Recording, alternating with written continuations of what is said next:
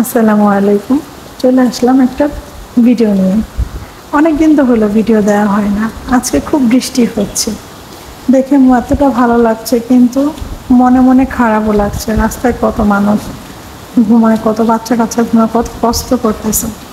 আমার কাছে বৃষ্টির ভিতরে হাত ভিজাতে খুব ভালো লাগে, আর বিশেষ করে এই বাসায় আসার পরে এই আন্টির ছাদের বাগানটা আমার মন কেড়ে নিয়েছে। এই বাসায় সবসময় আন্টি এত সুন্দর করে ছাদগুলোর গাছে, যে ছাদে যে গাছগুলো আছে এত সুন্দর করে যত্ন করে। আমি প্রতিদিনই দেখি আন্টি সকাল বিকাল গাছগুলোকে খুবই যত্ন করে। আসলে কি, যত্ন করলে সব কিছুই সুন্দর। আমরা যদি একটা সম্পর্ককেও একটা যত্ন করে রাখি, ওই সম্পর্কটাও খুব সুন্দর হবে। আমরা কখনোই যত্নটা করতে জানি না, সেটা যে কোনো জিনিসের হোক।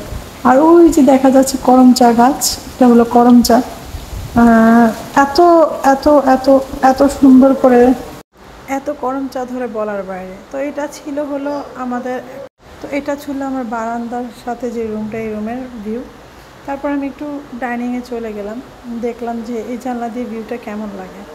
তো এখানে এসব দেখেন এত সুন্দর লাগে আমার। আর কি কি বলবো, এই বাসাটা মেন সৌন্দর্য এই ভিউগুলো আমার কাছে খুবই ভালো লাগে। ওই যে একটা গাছ দেখেন, ওই গাছগুলো একটা আঙ্কেল আন্টি খুব সুন্দর করে যত্ন নেয়।